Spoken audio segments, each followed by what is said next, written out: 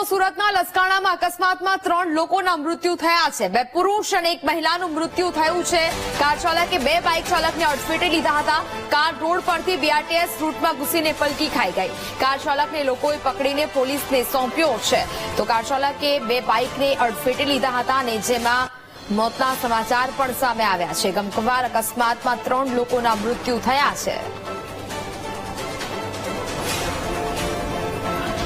તો સુરતના લસકાણામાં અકસ્માતમાં 3 લોકોના મૃત્યુ થયું હોવાનું સામે આવી રહ્યું છે। 2 પુરુષ અને 1 મહિલાનું મૃત્યુ થયું હોવાનું સામે આવ્યું છે। કાર ચાલકે 2 બાઇકને અડફેટે લીધા હતા। કાર રોડ પરથી બીઆરટીએસ રૂટમાં ઘૂસીને પલટી ખાઈ ગઈ હતી। કાર ચાલકને લોકોએ પકડીને હાલ તો પોલીસને સોંપ્યો છે। વારંવાર બનતી અકસ્માતની ઘટનાઓ દિવસે ને દિવસે ગુજરાતમાં વધી રહી છે અને સુરતના લસકાણામાંથી વધુ એક અકસ્માતની ઘટના સામે આવી છે। લસકાણા ચોકડી પાસે આ બનાવ બનેલો છે, જેમાં કાર ચાલકે 4 થી 5 વાહનને અડફેટે લીધા, જેમાં બે જણાના ઘટના સ્થળે જ મૃત્યુ થયા છે। તેમાં મહેશભાઈ લાઠિયા નામના વ્યક્તિ મારા કાકા થાય છે।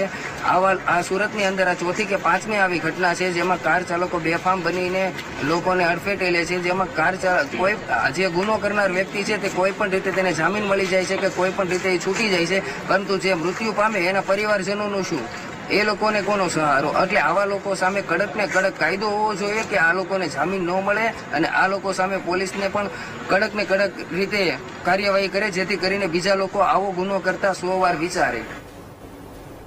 સંવાદદાતા શૈલેષ ત્રિવેદી ફોનલાઈન પર જોડાયા છે। શૈલેષ, સુરતના લસકાણામાં અકસ્માતમાં 3 લોકોના મોત થયા છે, હાલ શું સ્થિતિ જોવા મળી રહી છે?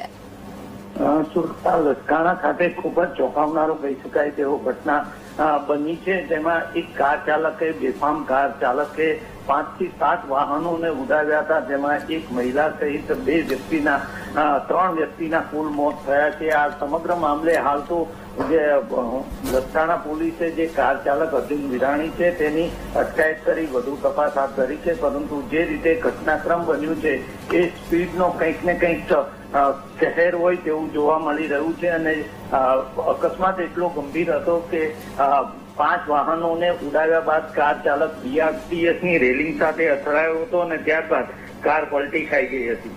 જી બિલકુલ શૈલેષ, જાણકારી બદલ આભાર।